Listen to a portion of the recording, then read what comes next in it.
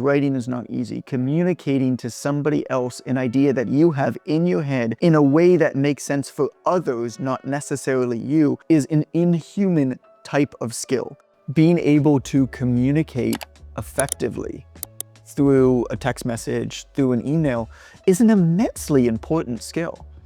So many things can be misconstrued, can be taken out of context, ignored, glossed over when you don't write a good email, for example. There are so many stories that we naturally tell in our own head when we receive an email from somebody else. Do they hate me? Do they like me? Do they understand what I'm saying? Do I sound stupid? Am I silly? Am I embarrassing myself? Well, the clearer that you can communicate through your writing, the clearer your email is going to be. And the fewer stories that you're going to be able to tell, the easier time another person's going to be able to understand you. Writing is selling, writing is presenting. Even if you focus on video, writing is scripting. I think that writing and learning the basic tenets of storytelling is the single most important thing for a young person to learn that is ambitious these days. And so how do you learn it? Well, you don't just go out and read a bunch of writing books because you don't have any context through which to put the information through yet. It's the same as sales. Like you won't learn anything meaningful about sales by reading a book about sales if you've never done sales before.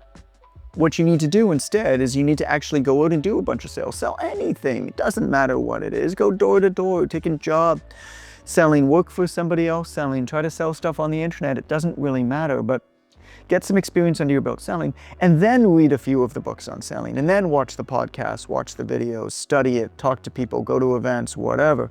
Because then you have context through which to put your experience through to be able to begin to fill the gaps. Well, it's the same with writing. Everybody can write. That's the beautiful thing. If somebody says that writing is easy, that tells me that they're a shit writer, because writing is not easy. Communicating to somebody else an idea that you have in your head in a way that makes sense for others, not necessarily you, is an inhuman type of skill. It takes a tremendous amount of work. If somebody tells me that writing is easy, immediately what I know is that for them, they're writing things that they understand in a way that probably others can't really understand that well.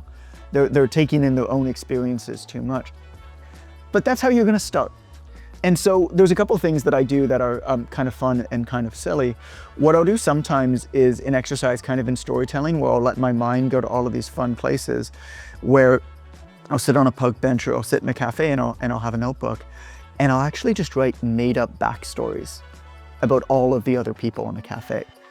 And they're like, nobody sees them, I don't publish them anywhere, but they're just the silliest things ever. And it's fun to just let your brain explore and tell these stories.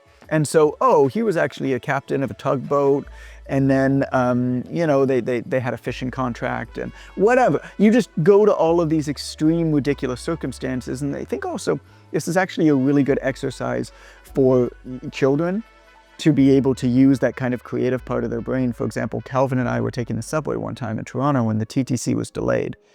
There was an electrical outage or whatever. And we sat down, you know, it was gonna be like 30 minutes. So we sat down kind of leaning against a wall on the platform. And I said to him, I was like, here's something that I like to do when I write. Calvin was like 6 at the time. Do you want me to try to do it with some of the people here? And I did one, and then he did one. And then he did another one. And so the other people that were sitting on the platform, he started making up little stories about who they were. What a great way to engage your brain in a different way, to be able to practice kind of storytelling. And so after you've done this for a period of time, you don't need to write for anybody else, you need to write for yourself. Well, then you can start reading, you know, Zinsler's On Writing, then you can start reading The Elements of Style and Stephen King's On Writing and all of them Bird by Bird. Then you can start reading all of these books, but I think you want to write a lot first. And then the other part that I really love is, whenever I'm dealing with something that I'm having a hard time kind of understanding in my own head, writing it out, not journaling. I've never been a journal guy, if I'm honest, but writing it out and almost interviewing myself has helped quite a bit. I don't do this exercise as much anymore, but I used to do it a lot when I was building up my businesses. You know, there were all these challenges and strategic challenges, and I was trying to push at the edges, and so you can't really read a book about a lot of the nuanced problems in your industry, right? And I need some people to talk to, but not a lot. Not many people who were doing what I was doing on the level that I was doing it, obsessed with it the way that I was obsessed with it. I don't know if that resonates or not, but I had to kind of figure it out. And so what I did is I'd take a notebook, and my first tip is don't buy expensive notebooks, buy those cheap dollar store notebooks, because then you can mug the shit out of them and you don't feel bad. I always find that whenever I buy an expensive notebook, I'm always too careful with it and want it to be too pretty, and then I don't actually use it as a notebook properly, so I just go to the dollar store and get like those shitty ones. And so I have this notebook, and I start interviewing myself. I start asking myself questions. And it always started the same way, because I always wanted to start the same way. I was like, hey, what's up, man? Good to see you again. What are you thinking about right now? And then I'd write down what I'm thinking about. And I'd actually write this as an interview back and forth. And the interviewer always kind of degraded into a sarcastic asshole, because I guess that's my natural way of being. And so that's kind of my psychosis. But the interviewer kind of became this type of person. And I started to really figure stuff out. And I would just, oh, why do you think that? Oh, that's interesting. Have you ever thought about this aspect of it? Oh, where did that come from? I'm curious. And it's me asking these questions and me answering these questions, but what I'm kind of doing is splitting myself into two. And writing is just a great way to understand yourself better. And so, you know, for all of these reasons, I think you need to write. I think writing is how we think. And I think in this day and age where AI engines, ChatGPT, whatever, I think there's going to be fewer people writing than ever. You can give a prompt, you can give a voice prompt, you can even dictate something, and now it's going to write for you. I know a lot of people who dictate their books and then they use an AI engine to clean it up. Like, they'll literally dictate their thoughts on their morning walk, and then they'll put it into Claude or one of these things, and they'll be like, you are an expert nonfiction author. You write like X person and Y person and Z person that I admire. Please turn this speech into a chapter of my next book.